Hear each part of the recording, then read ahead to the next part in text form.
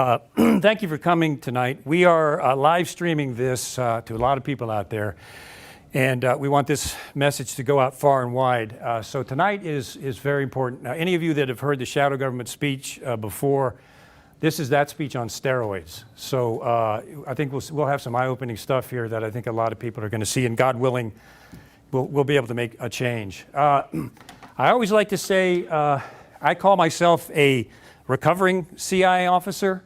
I go through CI Officers Anonymous, but that group is not a 12-step program. It's a 24-step program. The first 12 steps, we learn how to tell the truth again, and that's the hardest part. I also like to say that when you're a CI whistleblower, there are some perks to that, believe it or not. For example, I get my mail is open before I get it. It's kind of nice. It's like, well, thank you for that. Somebody's already been in it. My cell phone turns itself on and off, especially when I have these meetings. My wife will tell you, the cell phone will just come on right before we come and do this sort of thing. Well, that's convenient, though. That you could look at that maybe as a perk, couldn't you?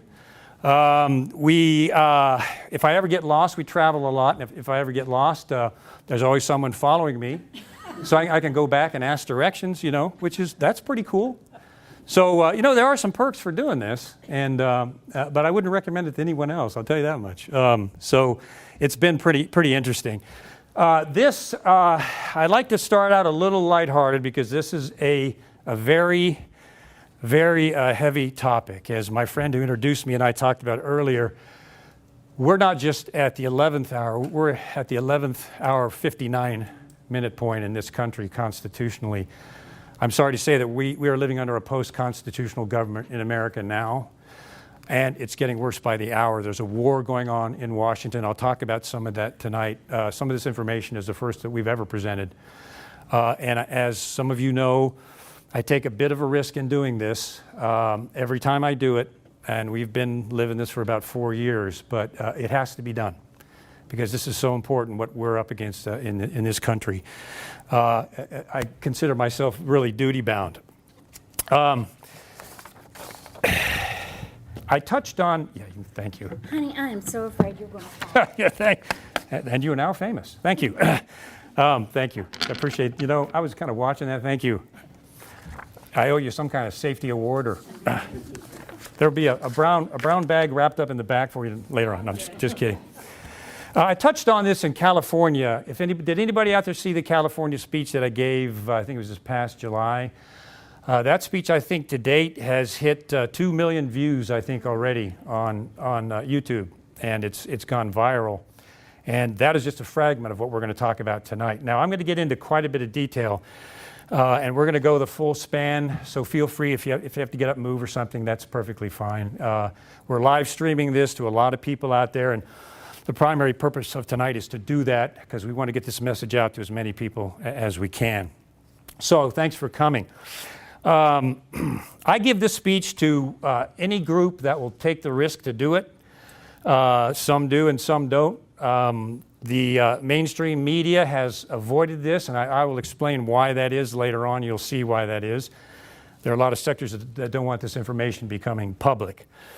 I talked to GOP groups, constitutional groups, libertarian groups, Tea Party groups, and I have to tell you, I meet some of the most wonderful people you could meet at these meetings. Just freedom-loving, good Americans you meet coming to these speeches, and it's really fulfilling for me. It's the best of the best.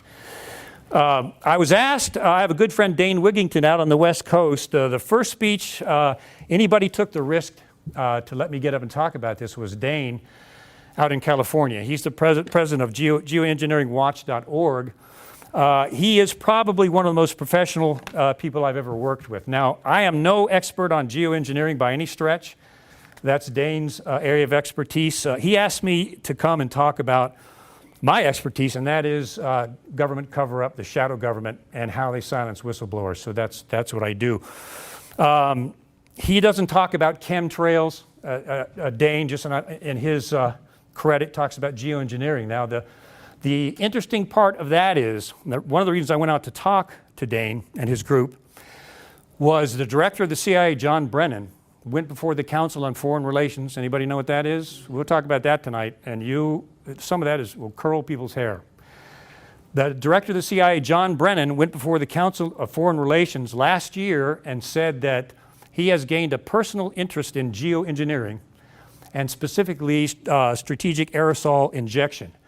That the CIA and the Council of Foreign Relations are interested in geoengineering. Now, I can tell you, as a former CIA officer, if they come out, the CIA comes out and says anything publicly like that before the Council on Foreign Relations, which created the CIA, you need to take note of that. Because if they're saying it publicly, my experience being in there is they're already doing it, or they've been planning on doing it for some time. So you can actually go on CIA.gov and you can see John Brennan give that presentation before the Council on Foreign Relations. So maybe Dane's onto something. But I want to give him credit because he's the first person that had the guts to let me come out and talk about some of this stuff in public. So kudos to him. All right. I also like to say I am not a Democrat, nor am I a Republican. I'm a constitutionalist. I'm an independent. For me, it's all about the Constitution based on where I come from, and I've seen some of the worst of the worst. This is not a conservative or liberal talk at all. It's completely nonpartisan. What I'm trying to do is bring people together under the United States Constitution, because what they want to do is they want to divide us and split us apart.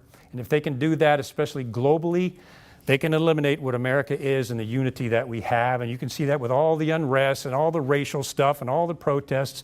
A lot of that is coming down from some of the globalist financiers that are financing some of these groups with the intent of dividing America. So I want everybody to understand that. Don't fall into that trap, because they're trying to split us up.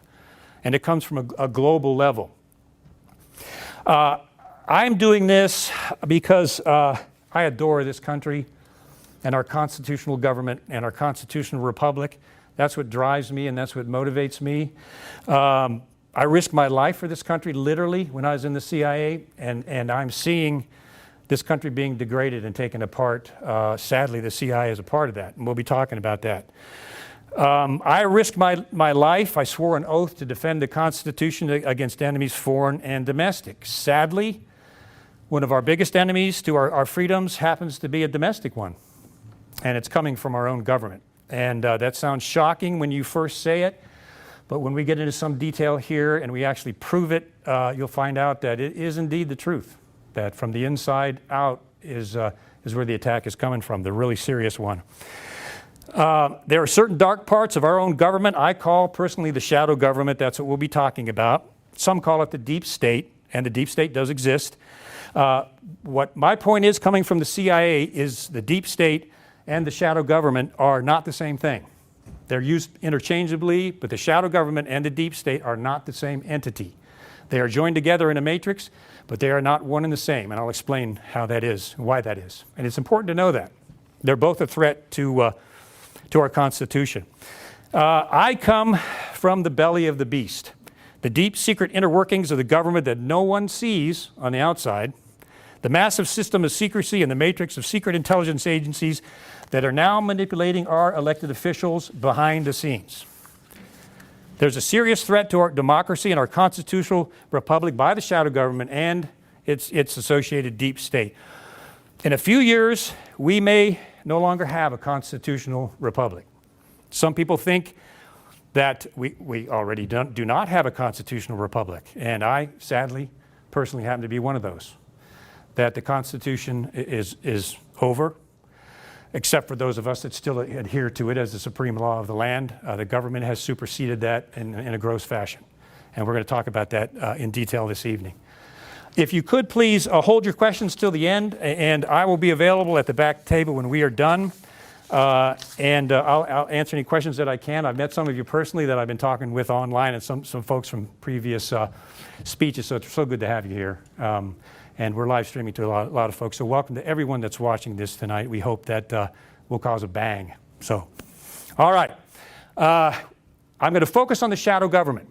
The unconstitutional power of government secrecy. I call it the tyranny of secrecy. Our government has such a powerful, large matrix system of secrecy that it has literally taken over our elected government in a very complex fashion. They've been doing this for almost 60 years, and they've got it perfected. I always like to start my talks with this because it is so important. The Constitution of the United States is the supreme law of the land.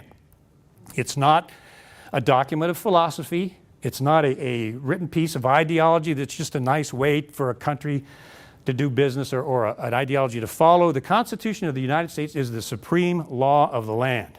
It supersedes the entire criminal justice system that we have underneath it.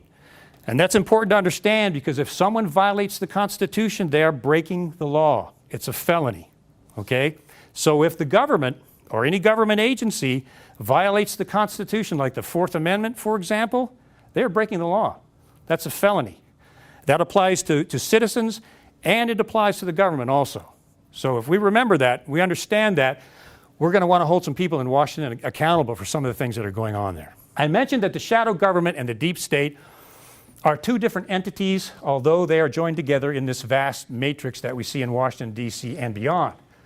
The deep state is the secret government, all of the secret intelligence agencies that are functioning in the dark behind the scenes. That is the shadow government. And it binds much of the deep state with secrecy, secret oaths, secrecy agreements, and other things that bind a lot of large contractors and others from saying anything about what they see. The deep state, however, is the system, and you can see I put a $ on system. The deep state is a system behind government. The military-industrial complex, I'll be talking about that. The currency of the shadow government is the power of secrecy, fear, and intimidation. That's the shadow government. I know, because I was a part of that. I was a counterintelligence officer, interviewer, and that's how it works. The currency of the deep state is money, power, and greed. So they're two different things. They're joined together, which I'll explain, but they're two different things that function with two different systems of control that are manipulating our government behind the scenes. Let's look at this. I want to show you all the size, the power, and the extent of the shadow government, or the secret government. This is the size. Each organization that I'm about to show you up here functions in secrecy and is bound by secret oaths from saying anything about what they see. When I was in there, I was in there during the Iran-Contra scandal and some other things, and you cannot talk about anything that you see, even if it's illegal or unconstitutional, because there's a system to systematically destroy you if you do. So, you remember the Council on Foreign Relations, established in 1921, came largely from the banking elite, the Morgans, the Rothschilds, and others, formed the Council on Foreign Relations. Council on Foreign Relations, eventually with the same members of the CFR, created the CIA. I think 21 CIA directors have all been members of the Council on Foreign Relations. That is an unconstitutional organization, and it has been since its founding in 1921. I'll get into that, and this is, I'm taking a library of information and research and trying to distill this down into as short as I can get it. So there's a lot of stuff here, but we'll try to keep it simple. Then the Council on Foreign Relations in the beginning and the CIA had a direct established contract with the mainstream media. Philip and Catherine Graham of the Washington Post were members of the Council on Foreign Relations and directly connected to the CIA and directly connected to the CIA and CFR's program of pumping information into the news media for propaganda of the American people. And do you think that still continues today? There's no doubt about it. I will prove it later on. Most people will say, that passed away in 1976 with the end of Operation Mockingbird. Operation Mockingbird did not end. A lot of you shaking your heads, you know what I'm talking about. It's still here. Mainstream media is involved directly. Then you've got, of course, our beloved NSA. I know a couple of senior NSA whistleblowers. We tend to be friends when you're doing what we do because it's a small circle of riskies. And they've got a lot of things to say about NSA domestic surveillance and spying. So the NSA was created not by Congress, but via executive order outside of the Constitution, which most people don't know. It's got the Foreign Intelligence Surveillance Act, or the FISA Court, which is a secret Supreme Court that functions outside of Congress and outside of the American people, and nobody knows what it does except grant warrants to domestically spy on U.S. citizens, which it has done in a gross fashion, as most of us know, with the NSA domestic surveillance program. More on that later. Silicon Valley now is directly connected to NSA. That's the way that the government does it. The CIA and the NSA, they approach Silicon Valley companies. I was in a military-industrial complex. I was a program manager. They are always looking for big multi-million-dollar contracts. That's how you survive. That's how you stay alive. So the NSA, the CIA comes to them and says, hey, we got a $5-10 million contract. You sign up, we'll give this to you, and you can hook into Yahoo and Google and everybody else, And, it's worth, in this case, about $500 million total. So your average program managers, I'll take it, and they sign up. What the CIA and the NSA do then, because I executed thousands of these, they make you sign the piece of paper. Okay, you got this multi-million-dollar contract, but you cannot have access to anything until you sign the secrecy oath or the secrecy agreement with the CIA and NSA, which threatens you with administrative action, termination, or prison. If you mention anything connected with that operation, you can go to jail or worse. That's how they do it. Joint Special Operations Command is the President's, people don't know this exists, it's the President's private army. The President of the United States can send the secret JSOC out into any country, and I think they're out there right now, into any country to conduct a special secret operation against that group of people to neutralize or whatever needs to be done in secret. That's the JSOC. The Director of National Intelligence, 17 federal agencies made up of tens of thousands of people are engaged in the shadow or secret government. 17 different intelligence agencies are part of the shadow government. It's massive. I'll show you the size here in a moment.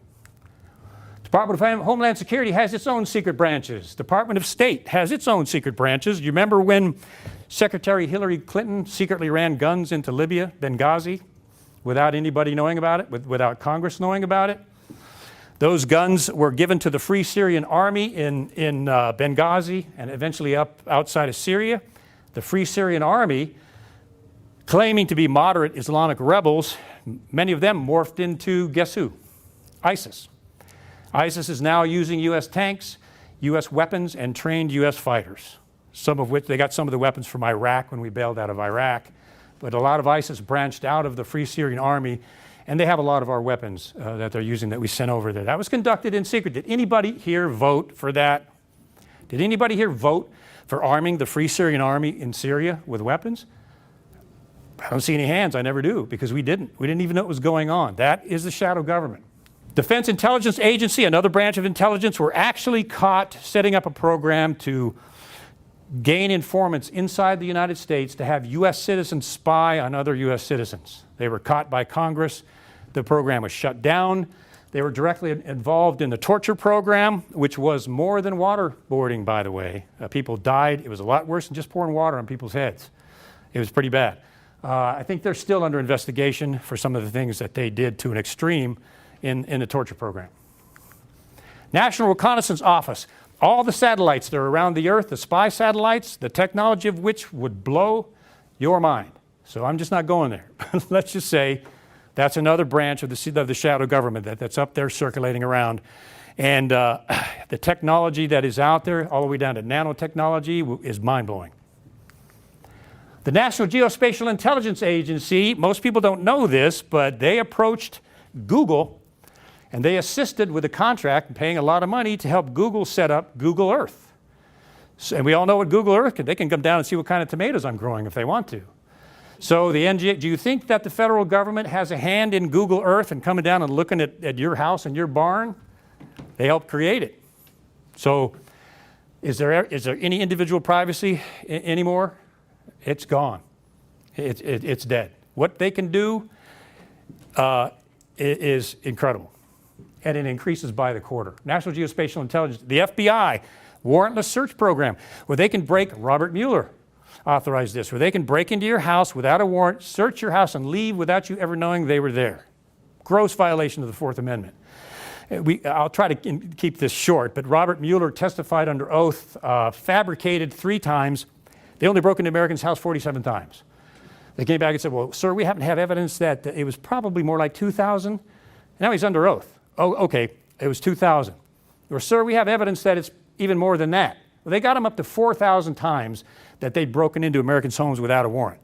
Finally, when they got him above that, they said, Director Mueller, you're not being straight with us. How many times has the FBI broken into Americans' homes? If you can imagine, his response was this: I don't remember. Okay. Do we buy that one? I don't think so. Under oath. We'll get into that a little bit later. So here we've got the shadow or secret government. I will get into the magnitude of this thing, the power of this thing, the unconstitutionality of this thing, and it is mind-blowing. That's just the shadow government. That's not the deep state. This is the deep state. The shadow government is connected to the deep state, and it binds much of it through secrecy oaths, secret contracts, and secret agreements that they are bound by life with. For example, Lockheed Martin and other companies have CIA contracts. They're bound by the secrecy oath. They can never talk about what they're doing. I'll talk about some of it because I got it from open source, and I know how to do that. So, because I have to be real careful. I have to watch everything I say. This is the deep state. It does exist. There were some of us, a few of us, that were talking about the deep state 5 years ago when it wasn't cool, and no one would say a thing about it. Now, if you listen to any talk show now, they're all talking about the deep state because it's kind of safe. Everybody's talking about the deep state, but they're claiming, well, they're Obama holdovers in the deep state, and that's really what it is. That's a smokescreen. The deep state and shadow government go back for every presidential administration going back to 1947. So it's not Obama holdovers, and I'll show you why in a moment. It is massive. The military-industrial complex, Eisenhower, when he gave that speech, originally called it the military-industrial congressional complex, because Congress is tied in so deeply with the military-industrial complex, it's disgusting. But they convinced him to take Congress out of the military-industrial complex speech that he gave. Congress is very much involved in the military complex and the deep state, and you'll see in a moment why they promise us one thing and then they vote on something exactly the opposite. The lobbyists in Washington, D.C., I think spend $4.8 million a year lobbying the Congress and the Senate to get their way. We'll call it the MIC just for short. Wall Street, directly connected to the deep state at the hip, and it is so connected to the Treasury now, they're almost like business partners. And a lot of Wall Street has billions in offshore accounts that nobody knows about, connected directly to the Department of Treasury, which has a secret database on us, by the way. Most people don't know that. Treasury has its own secret database. It has opened the back door for the NSA and the CIA to come in and look at financial information on us. Just found that out. Foreign lobbyists, Israel and Saudi Arabia, I'm not making a comment on either one, but they might as well have a Senate or congressional seat. The amount of power and influence they have over our elected officials is phenomenal. And the millions and millions of dollars that they contribute is also phenomenal. Defense contractors bound by the deep state. Intelligence contractors, I will get into these. There's something that I call the secret intelligence complex, industrial complex. We've got the military industrial complex. We've got the secret intelligence industrial complex, just as big, just as powerful, nobody knows about. We'll talk about that. The Federal Reserve. You could call this the economic shadow government. If anybody has studied the Federal Reserve, my gosh, and when you know how that thing operates and what it's doing, it took the freedom, the constitutional freedom economic of Americans away in 1913, that far back. It is run by international bankers in secret. It is not a federal agency. It is a private bank made up of international banks that run our entire economic policy. So this is an economic shadow government all by itself, but it's more of a part of the deep state because it's economic.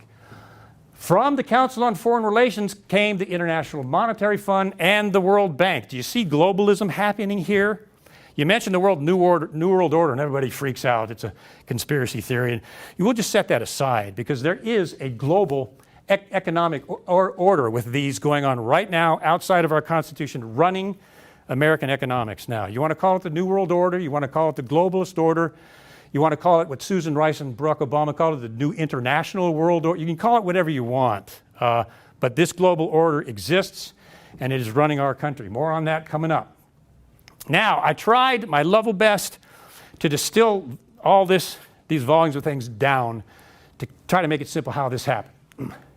The global banking elite, the Morgans, the Rothschilds, the Rockefellers, way back with Cecil Rhodes, going all the way back to South Africa, started secret societies because they wanted a global economic world order. In other words, they wanted economic rulership of the world because that way they'd bring world peace and there'd no longer be national division. The odd thing is the majority of them were engaged in the occult, some of them very deeply engaged in the occult, and that thread followed these rich families all the way through and still does today. Just an interesting side fact. Guess who created the Federal Reserve? The global financial bankers had a secret meeting at Jekyll Island. We've been there, we stayed there. That's where they created the Federal Reserve. They deceptively worded it in a bill so it got by Congress. Congress passed it, not even realizing what they just did. And the Federal Reserve essentially took over the U.S. economy. It is and has global financial control of the entire U.S. economy right now. The Federal Reserve does. I'm going to get into that in detail because I have to, because it's so important. Guess who created the Council on Foreign Relations? The Rockefellers, the Morgans, the Rothschilds, especially the Morgan-Rothschild connection. They created the Council on Foreign Relations. It was not created by Congress. It was not created by vote. It was not created by the American people. It was created by the global bankers. What they did was they took global control over all of the U.S. economy, and the Council on Foreign Relations did and still does controls our foreign policy. So the Federal Reserve controls our finances. The Council on Foreign Relations controls all of our foreign policy and our foreign wars. Now, still does, through the Department of State. They eventually were responsible for the creation of the MIC, the Military Industrial Complex. And the CFR, from its very beginning, established a mechanism to control, guess what? The news media, going way back to 1921, up to 1976 with Mockingbird and beyond. This is propaganda that goes out to get the American public to support wars like Iraq, Syria, and all these other things, where they send these talking heads out to the news networks to get popular support for these wars without a vote from the American people. The CFR created the Central Intelligence Agency, which, as a recovering CIA officer, I'm going to be talking about in great detail at some risk, but it's a dirty job, as they say. Someone's got to do it. That came right out of the Council on Foreign Relations, and most of the members of the CFR became directors and members of the CIA. And you'll see this thread go all the way down through history up until today, where it's getting worse. So they began the Covert Action Program. The CIA's Covert Action Program is unconstitutional, and it's illegal, and it should not exist. And I'll go into the bloody things that have happened as a result of that down through the years. Out of that came the creation of the secret intelligence budget. Congress doesn't know about it. We don't know about it. Billions of dollars are spent, foreign wars, coups, overturning governments. None of us have a say in that. Congress doesn't even know how much they're spending. Now, I've been at the other end of the secret budget, and I have to be careful, but I can tell you, the money doesn't always go for ethical things. Let's just put it that way, okay? But it's a secret budget. Out of that came the secret intelligence agencies and the surveillance state that we have right now. We are in, I think it was John Whitehead called it, we're in an electronic concentration camp. We are surveilled, spied, monitored on from space, through our cell phones, smart TVs. It's all around us. We have no privacy. Privacy is dead. Constitutional privacy, I'm sorry to say, is gone. December 22nd, 1913, I call that the year that the Constitution died. That was the year that they created the Federal Reserve Act. And the Federal Reserve came to life and took control of the American economy away from Congress and away from the American people. And that was the end of our Constitution right there.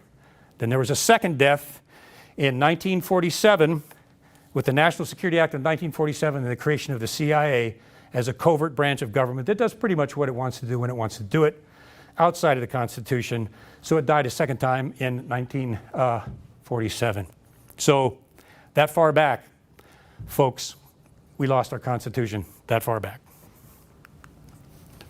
Now, inside the government, any of you that know anything about the CIA, the NSA, or any of the intelligence agencies, their charter is you're only supposed to have a foreign mission, right? You're not supposed to spy on American citizens. That used to be against the law until 9/11 happened. Now, I want to stress, the NSA's domestic surveillance program that was spying on all of us, our computers, our cell phones, our internet traffic, our smart TVs, and on and on and on, it's collecting 1.5 billion pieces of information, not on terrorists, but on us a day through the NSA surveillance program. The NSA surveillance program was going on before 9/11. Everybody says, and it amplified, but that the NSA domestic surveillance program was as a result of 9/11. No, it was going on before 9/11 happened, just so you know. That's just an excuse. But now inside the United States, this is the size of the shadow government that we now have functioning inside the United States through fusion centers watching us. There are 10,000 secret sites of the shadow government within the United States of America across the country. 10,000 secret sites inside the United States, not in a foreign country, inside the U.S. 1,271 secret agencies now are involved inside the U.S. with secrecy. 1,931 big private corporations are now involved in government secrecy inside the U.S. I think it was Dana Priest and William Arkin did a tremendous piece of journalism on this, and I hope they got a Pulitzer Prize. I don't know if they did, but man, did they come up with a tremendous study on this. 4,800,000 people that we know of hold government security clearances and have signed the government secrecy agreement and will never be able to talk about what they've done. Okay? 4.8 million that we know of. It's more than that. 854,000 people they found out on paper through a really fascinating search. 854,000 people have top secret government clearances, the next level up. You can't even breathe what you're doing to anybody, or you're behind bars for 20 years. So that number of people, and again, I would call this a conservative estimate based on my background. Inside the United States, millions of Americans through the deep state, the shadow government, and their associated contractors have signed government secrecy oaths or secrecy agreements. Millions of Americans inside the United States are bound by the secrecy oath. And as I said, I'm recovering. I executed thousands of those myself. So I know what they are, and I know what they can do. And then it put a friend of mine, John Kiriakou, who exposed the torture program, they put him in jail for 2 years for a simple mistake. So inside the United States of America, people, not outside, not in a foreign country, bound by the secrecy agreement. I will get into this in some detail. Those of you from Waycross, Georgia, or nearby, we talked about Waycross, I think, in the lecture I gave there. The state secrets privilege, the most tyrannical power of the U.S. government, actually was created with the crash in Waycross, Georgia, and we'll talk about that later. The CIA and the NSA can shut down any case against it that it does not like using the state secrets privilege. Shut it down, seal the evidence, and not even Congress can get access to it ever.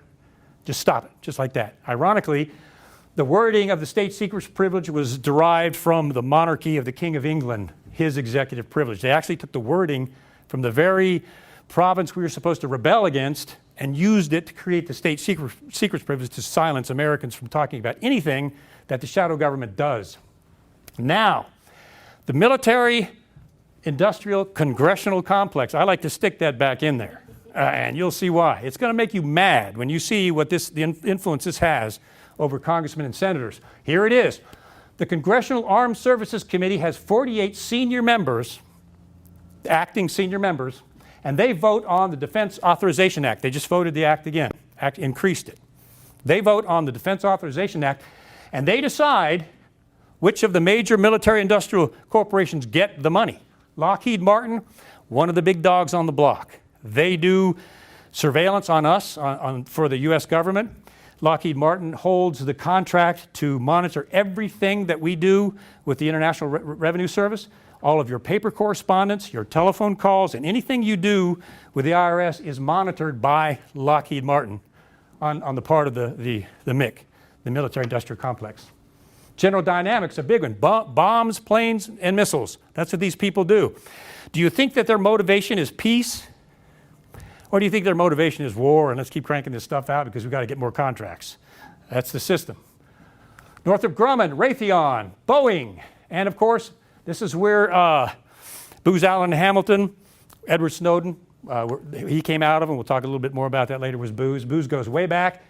This, in the military-industrial complex, $1 trillion with a T, annual spending for defense-related purposes. And guess who the biggest arms dealer in the world is? Us, the United States government. I wish I could say I used to be involved in that, but I can't. $46 billion a year in foreign arms sales to governments like Pakistan that hate us, and Saudi Arabia, whose basic doctrine is the elimination of the West.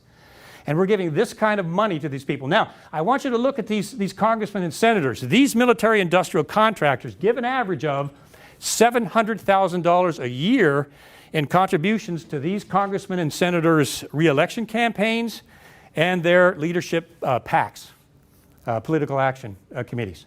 $700,000 a year come out of these companies into these congressmen and senators. One of the most prominent ones is this fellow, John McCain.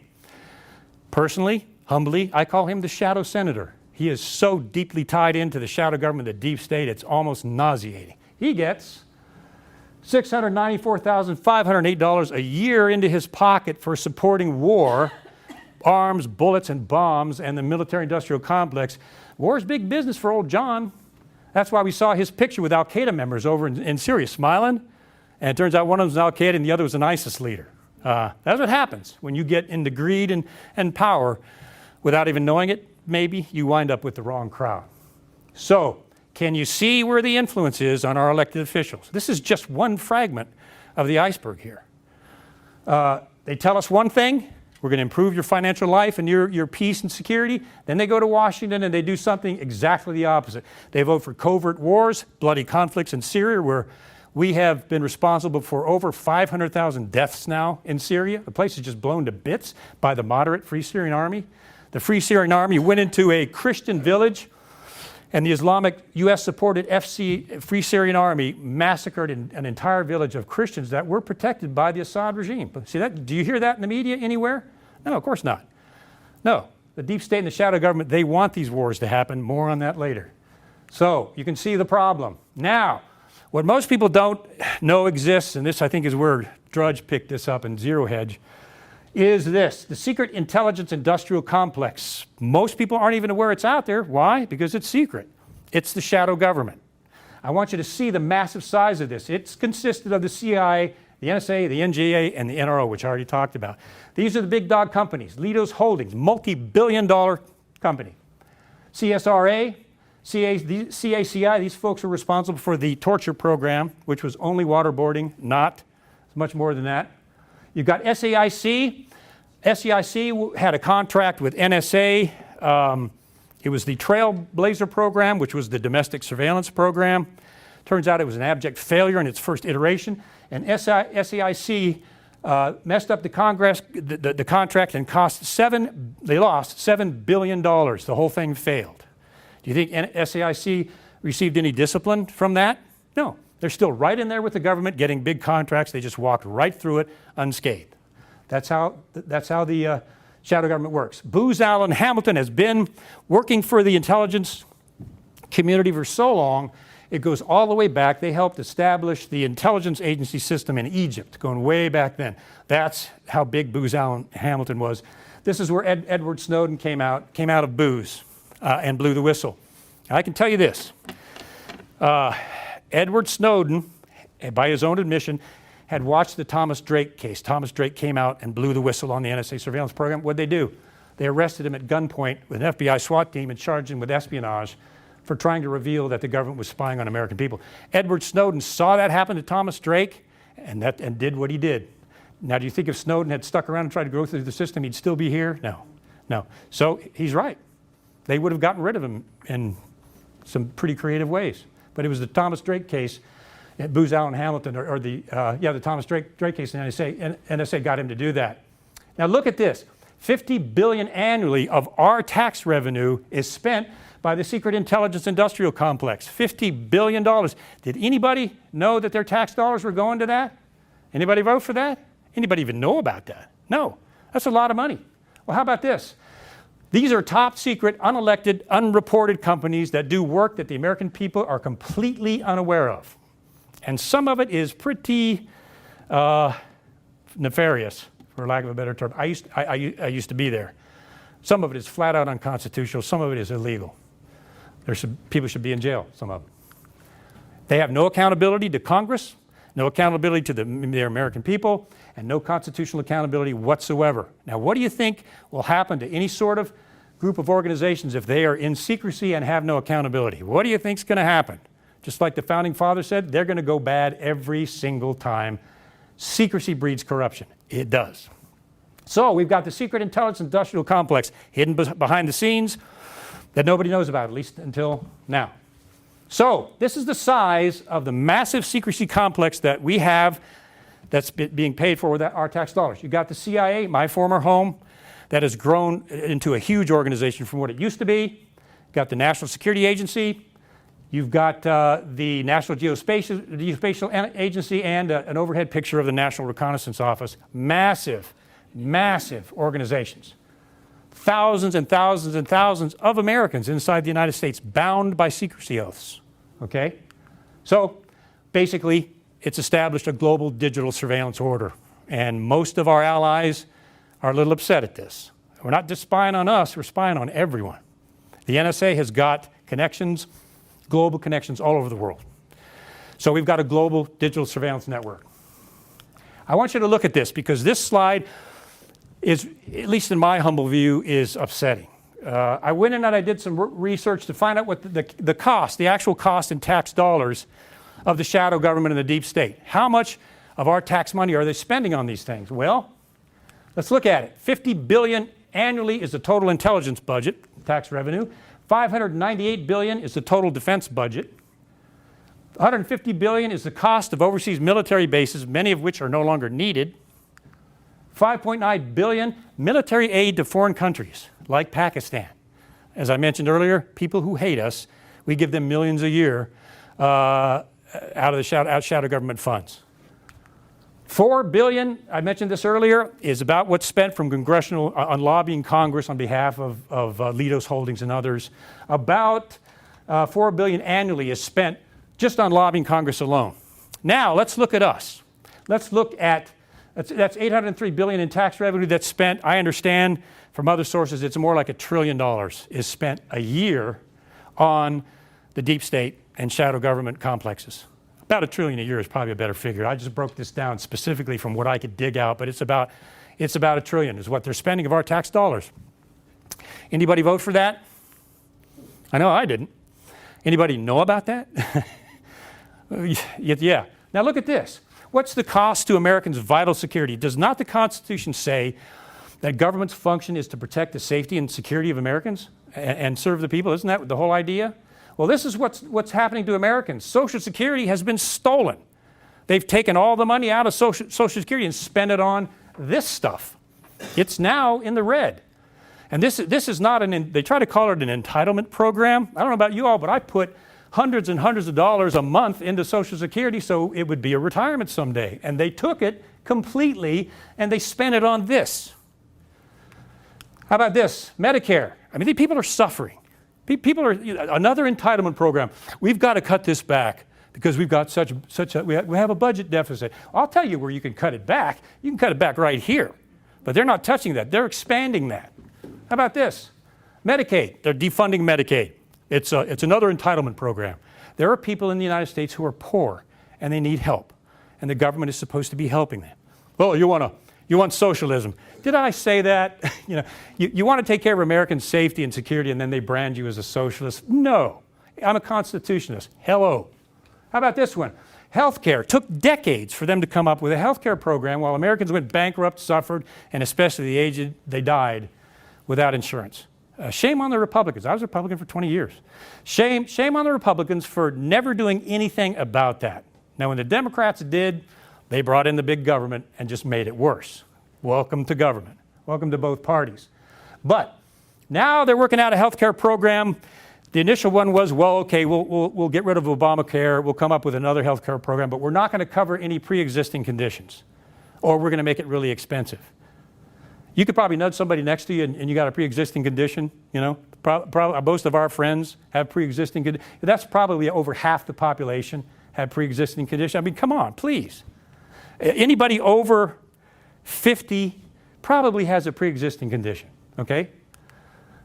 Infrastructure is crumbling. Unemployment is twice what the government reports it is. Americans are suffering, and there's actually poverty in the United States. How can this be when we're spending this amount of money on stuff that we don't even know about and we're not even voting for? I mean, that's an outrage. People are starting to not just get educated on that, but they're starting to get upset, and that's where things start to change. When people get upset enough to take action, now we're getting somewhere. Okay? All right. I want to talk about this one at maybe some personal risk. I consider the CIA as the central node of the shadow government because of its unbridled, unconstitutional power, which it has. Unbelievable amount of power with no congressional oversight. They say there is, but there ain't at all. It manipulates the other intelligence branches. The Director of National Security was supposed to stop that. I can tell you he doesn't. The CIA still is manipulating these people, these agencies. It controls multiple defense intelligence corporations, which I've talked about.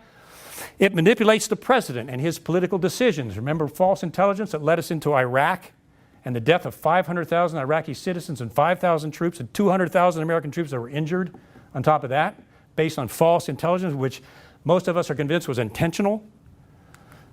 Power to start wars, torture, drones. They've conducted 80 coups overseas, multiple false flags, false terrorist attacks in Italy conducted by the CIA to make it look like the Italian government did it, killed 491 innocent people.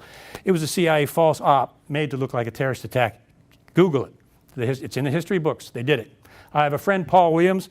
I'll put a plug in. He wrote a book called Operation Gladio, The Unholy Alliance. The connection between the CIA, the Mafia, and the Vatican. The CIA used the Mafia to run drugs, and they laundered the money through the Vatican. Paul's book, I endorsed it. I wasn't until I read it. He's got 2,000 documented footnotes in that book that proves that that happened. That the CIA was running drugs, laundering the money through the Vatican to stage false terrorist attacks in Italy. They were doing it. It's documented. And it gets worse. These are unelected officials that make these massive, huge decisions. It manipulates Congress with secrecy. I'll show you how they do that. They manipulate Congress with impunity by the power of secrecy. And I'll show you how they do that. They manipulate the judiciary with the state secrets privilege, shutting cases down, forcing them to shut cases down. And surprisingly, their budget is secret, because if anybody knew what they're spending this money on, there would be no CIA. I can tell you that right now. It would be gone. But see, that's what secrecy does. It hides dark activity. Otherwise, it wouldn't exist. It has been calculated, I think pretty accurately, that because of CIA operations and coups, about 7 million people have died as a result of CIA covert operations. Largely innocent people. Places like Chile, where they supported Augusto Pinochet and the death squads, cost the lives of 46,000 men, women, and children. Some of the ladies were pregnant, and 200,000 Chileans disappeared. They don't know where they went. That was a CIA-supported coup, and they actually paid some of Pinochet's death squads with our tax dollars. It kind of makes you, it upsets you a little bit. All right. This is a quote. I have this in my book from Harry Truman. Harry Truman reluctantly created the Central Intelligence Agency. He said this afterwards, I think it was 2 years later. There's something about the way the CIA has been functioning that is casting a shadow on our historic position of freedom, and I think we need to correct it. Later, he called it a sinister and mysterious agency, and then said he regretted ever forming it in the first place. That was only 2 years after its creation. It had gone rogue already. Well, and I'll show you some of that in a bit. Interesting enough, remember I mentioned the Council on Foreign Relations and its connection to the mainstream media, specifically the Washington Post? Still the Washington Post, in my humble view. Amazon just entered into a $600 million contract with guess who? The CIA. Who does Amazon own? The Washington Post. What a coincidence. Nothing ever changes. This is a cycle. This is a system. Anyway, this was published in the Washington Post. Everybody freaked out, and then it was deleted 3 days later and never published again. The Post pulled it. Somebody happened to grab it before they were able to do that. All right. What is going on in Washington, D.C. right now? Does it appear like there's a war, maybe, of some kind happening? It's like, you know, when there's a thunderstorm, when the cold air hits the hot air, boom, there's a thunderstorm. You've got the shadow government hitting this out-of-the-box guy, Donald Trump, who's not a part of, I think it was Newt Gingrich said, he's not a part of any of the secret societies. You've got the shadow government and the CIA and Donald Trump. Whatever you think of Donald Trump is irrelevant. They're colliding. And there is a thunderstorm. In all my 20 years of government, I never saw anything even remotely close to this. So there's an internal Cold War, the shadow government versus the elected government. Remember what some of the things Donald Trump said before the election? He's going to go on and investigate the CIA and some of their past activities. He's going to look at the JFK assassination. He wasn't so convinced that 9/11 was above board. He wanted to look into the NSA domestic spying program. All these things he was saying before he was elected. And of course, everybody's like, he'll never get in. Go ahead, blow your smoke. Then he gets elected. And the shadow government is like Homer Simpson. Oh my, what are we going to do? I mean, they're freaking out, literally. And you can see that coming out in the press. This is the size of the shadow government. Huge complex of secrecy, surveillance, and covert programs the size of 23 U.S. Capitol buildings, 3 Pentagons. And if you remember this, the CIA just recently, a couple years ago, spied on the U.S. Senate. They cracked into the Senate computers, surveilled them.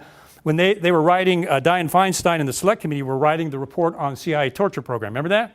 The CIA actually broke into the Senate computers on Capitol Hill and accessed that report.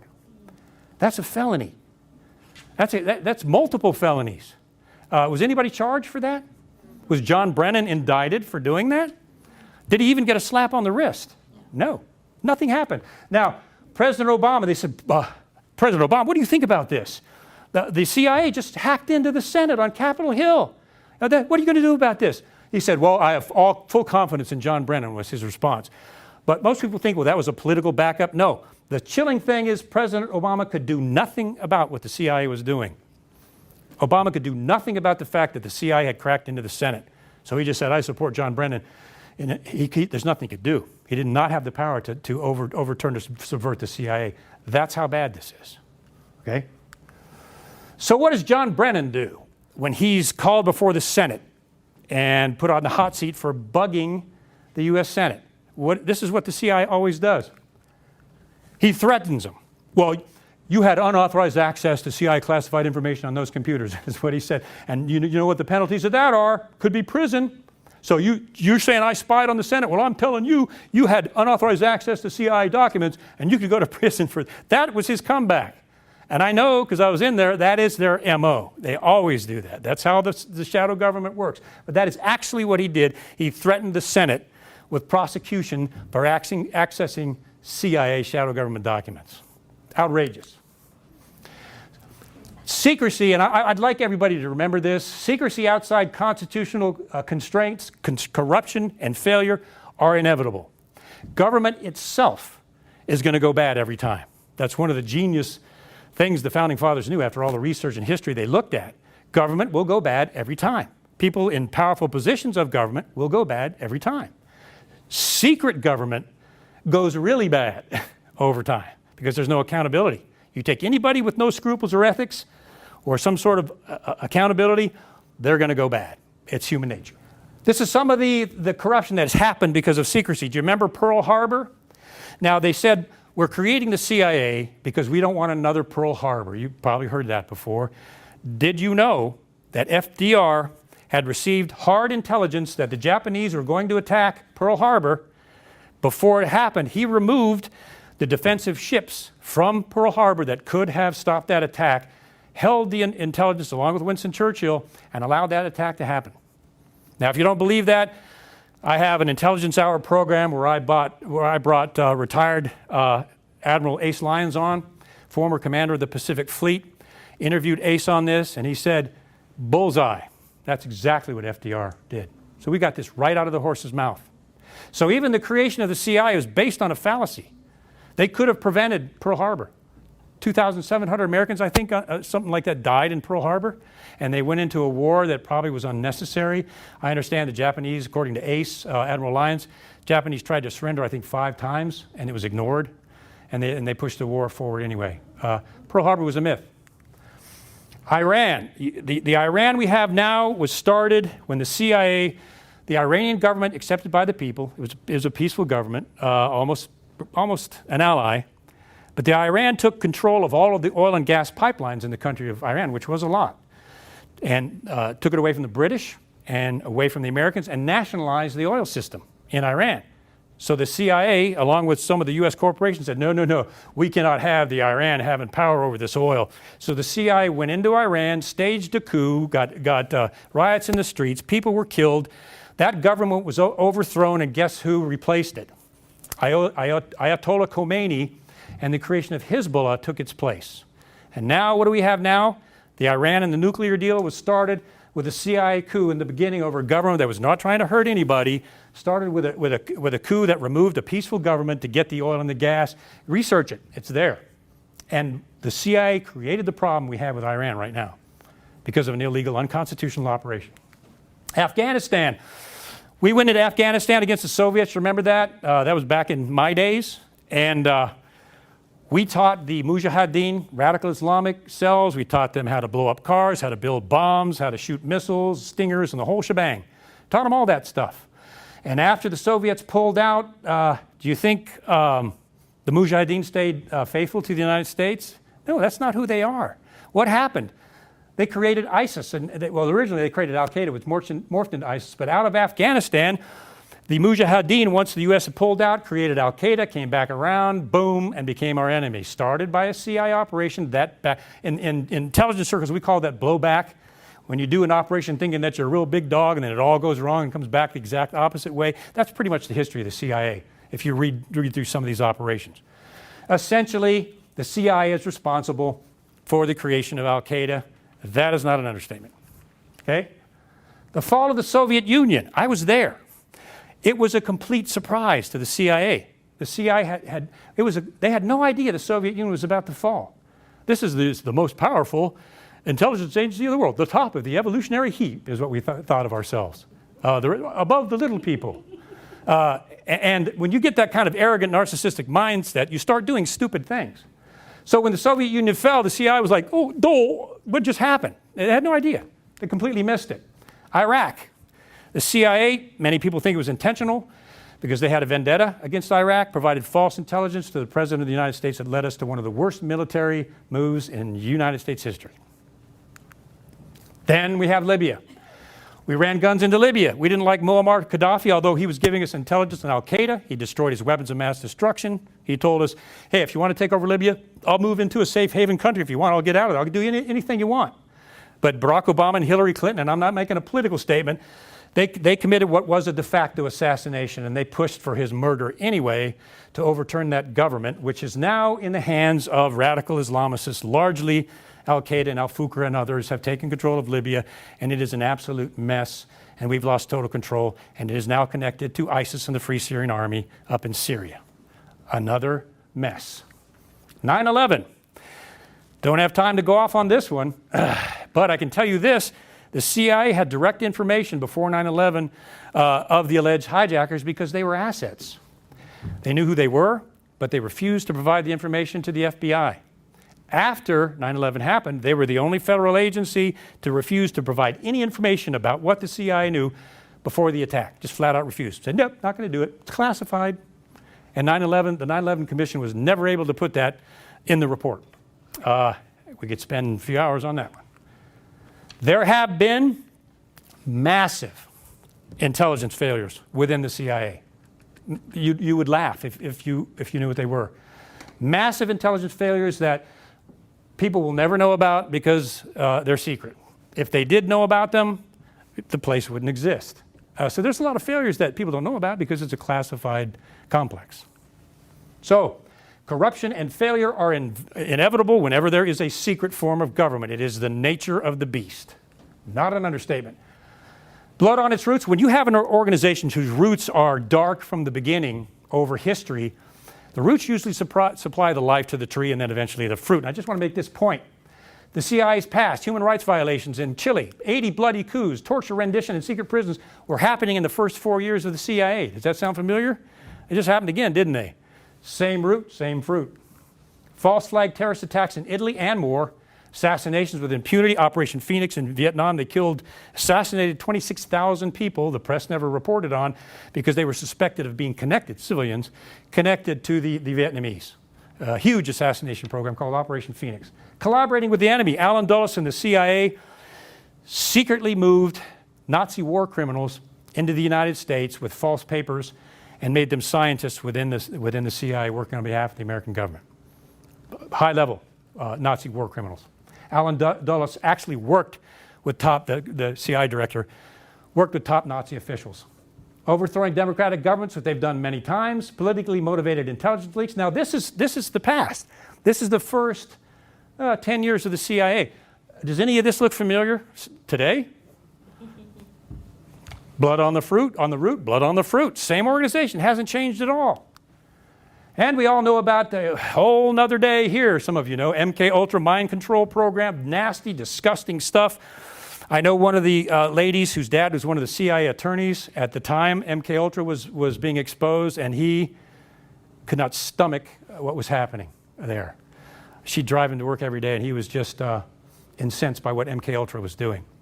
Are they still doing it? Well, I'll let you decide about that one. Operation Paperclip, moving Nazi criminals in. Operation Mockingbird, seeding stories into the mainstream media, in the press. They allegedly stopped that in 1976. No, they didn't. The wording is they can't pay journalists anymore, but now it's voluntary. So, okay, so Mockingbird still exists then. If it's voluntary, and the CIA has ways of making people volunteer to provide information. I know that personally when I tried to put my book out. All right, and Operation Gladio, I really recommend the book Operation Gladio. False terrorist attacks, killed people, made it look like terrorists did it. I want to stress this, the CIA as the central node of the shadow government, just remember that, because I'm going to call for, at the end of this lecture, for the dismantling and the rescinding the National Security Act of 1947, which gave the CIA authority for covert operations. That should be rescinded because of the things that they have done. But the CIA was created through the National Security Act of 1947, which states that the CIA is accountable only to the President through the National Security Council if the President knows about it. Truman later regretted it, and this is the wording. This is the wording that created CIA covert operations. Covert operations are mentioned nowhere, giving the CIA the power to do that. Nowhere. This is what it says. Allows the CIA to, quote, perform such other functions and duties as the National Security Council may from time to time direct. Now, do you hear covert operations, bloody coups, supporting terror cell? Do you hear any of that in there? That's because there's no definition of what the CIA's power was, and there was no restriction on what the CIA could do with this secret budget. Absolutely out of control. I remember when I was in there, it's like, oh my gosh, absolutely out of control. Created without congressional approval. Congress had nothing to do with the creation of the CIA. As a matter of fact, goodness, the Department of State, the FBI, much of Congress were completely against the CIA because they were afraid it was going to be another Nazi Secret Service kind of organization. That's the way they put it. They were afraid it was going to be a national police, secret police was their fear. Truman did it anyway and later regretted it, but it was created without Congress. Now, who represents the people? Who's the only people we have that represent us? It's Congress, right? Constitutionally, Congress is the constitutional voice of the people who run the government, right? The CIA was created without any of that, outside the Constitution completely. Its original form, Foggy Bottom down in Washington, was a single building. What Truman wanted, which we should have gotten, was an objective intelligence agency that collected intelligence and provided it to the president for policymaking. There's nothing wrong with that. It was the covert operations part that went bad. So originally, Truman wanted a bunch of intelligence analysts collecting information both from the field and providing him with foreign intelligence to make decisions. Nothing wrong with that at all. The only problem is the covert action side. It got out of control. This is the size of it today. That's my former home where I used to live. It's massive. Covert operations are massive, largely unknown, their size and scope, and the amount of money that's paid for these things. In comes this out-of-the-box fella by the name of Donald Trump. Donald Trump challenges the NSA and the CIA even before he got in office, if any of you remember that. And Senator Chuck Schumer, the Senate Minority Leader, comes out and says this, very chilling. If you cross the intelligence community, the CIA and the NSA, have 6 ways from Sunday at getting back at you. Do you understand what he's saying there? He's saying, Mr. President, if you cross the CIA, they're going to get you. That's what he's saying. I heard that. My wife and I, we stopped. We're like, what? Of course, from my background, I was like, duh. but that's what he's saying. The only time in history we have ever heard that kind of thing before was Allen Dulles and John F. Kennedy. Allen Dulles, director of the CIA, John F. Kennedy, said he's going to shatter the CIA into 1,000 pieces. The only time before where the shadow government has come against an elected president was JFK. That's why we're seeing the war that we're seeing in Washington. I'm going to get into the Russian dossier here in a little bit, and you're going to find out that essentially is a shadow government operation, and I'll show you why. Whatever your opinion of Donald Trump, the shadow government fears being exposed. That's the thunderstorm that's happening in Washington. That's what's going on.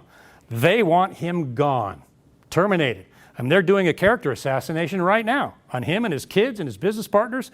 They just indicted Paul Manafort. You all have heard that? Do you know that Paul Manafort, you know what they indicted him for? Colluding with the Russians on behalf of the Podesta Group, which was a Hillary Clinton, that's her former campaign manager. So he's not indicted for colluding with the Russians for Trump. They just indicted him for colluding with the Russians on behalf of the Podesta Group, Hillary Clinton's campaign manager. Did you hear that anywhere in the mainstream media? Yeah. Yeah, it is absolute collusion, but oops, it's on the wrong side. But they're making it look like Manafort has just been indicted because of his connections to Donald Trump. That's not it at all. It's a lie. So